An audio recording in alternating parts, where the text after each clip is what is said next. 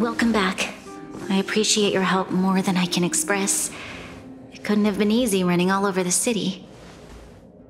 That's what friends are for, Branya. You don't sound like yourself. Is something wrong? I'm fine. I haven't rested in a while. There's just too much happening all at once.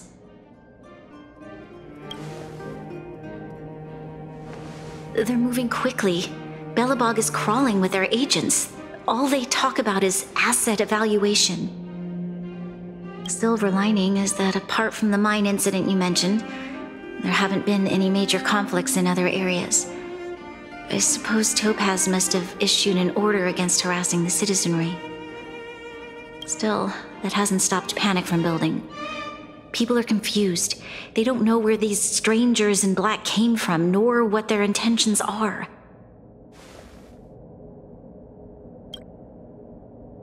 Did you manage to get in touch with TOPAZ again? We're curious to know what solution she has in mind.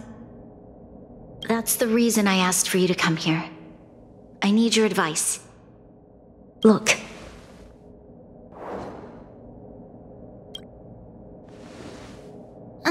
It's... The contract TOPAZ sent to me a little while ago. There's a handwritten letter attached. Please, take a look at the contents, and then tell me your thoughts. Miss Branya, if you'll permit me to call you that, I'd like to share a story with you from my own life.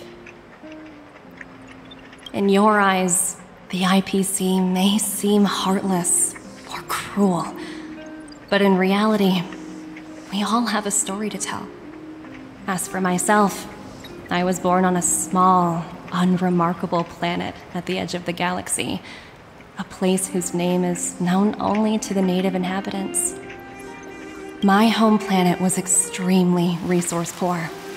To survive, people worked laboriously, manufacturing products for other civilizations in the galaxy, mostly in chemical or heavy industries. Given these circumstances, the natural environment of my home planet became increasingly harsh. I don't recall the exact moment when it happened, but people started wearing respirators just to walk down the street. All you could hear were the wheezing coughs of the people, day and night. My home was facing its demise. The relatively wealthy chose interstellar migration and started anew. The majority who stayed could only struggle on amidst sewage, acid rain, and dust, waiting for the end. Finally, one fateful day, the IPC arrived on my home planet. They had the technology to repair our planet's damaged environment. In return for their help, they asked for just one thing: that all inhabitants sign a contract which would make them employees of the IPC. 2 years after signing the contract, the dark clouds and haze disappeared, and people began to take off their masks. After 3 years, vegetation and trees began to grow and thrive again. After 5 years, many animals, previously on the brink of extinction, reappeared. When I was finally old enough, I officially became a member of the Strategic Investment Department. I witnessed the changes that took place on my homeworld, and was determined to bring the same changes to many other worlds in the galaxy that were experiencing the same plight. I am writing to you, Miss Branya, with the genuine desire to express something important. I know freedom is precious to people, but in reality, there are things of much greater value, such as survival. How many generations of Belobogians will it take to embrace the stars again without assistance? Who can guarantee that every future Guardian will be as prudent and enlightened as you? How can you guarantee that a disaster such as the Stellaron crisis will not descend upon Belobog yet again? I have already negotiated the best possible deal for you. Once you sign this contract, all of Belobog's debts will be forgiven. In addition, the IPC will set up a special team to support the reconstruction of Eurilo 6.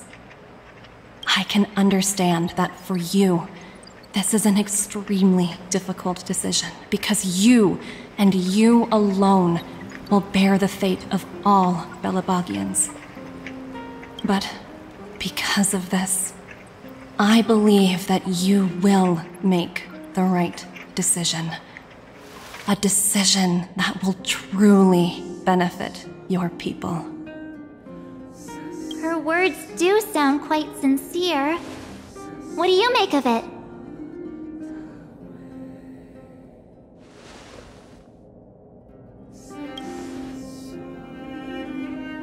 I'm inclined to agree. It's hard to imagine she wrote that letter just to deceive me. In any case, she wasn't wrong when she said this would be an extremely difficult decision. This planet's fate, the civilization it carries, everything that's happened here and everything that will happen, it all rests in my hands. This definitely can't, and shouldn't, be a decision made by me alone.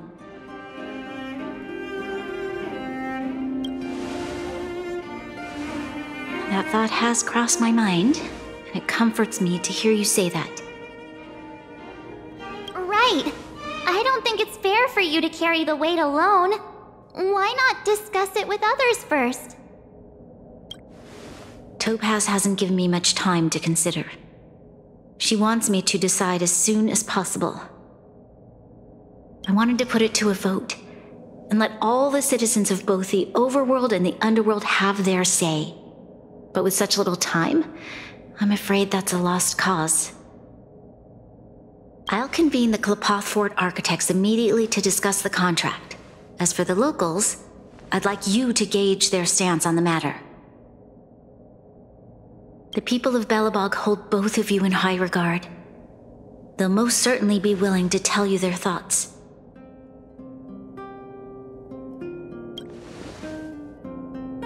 Yes, we need to move fast. We've got your back. We failed to convince TOPAZ, but this should be a piece of cake. Thank you, March. I'll assemble the ministers. Let's meet up here again later. All right. If we want to make an informed decision, we need to hear from both the overworld and the underworld, right? Let's start with the overworld.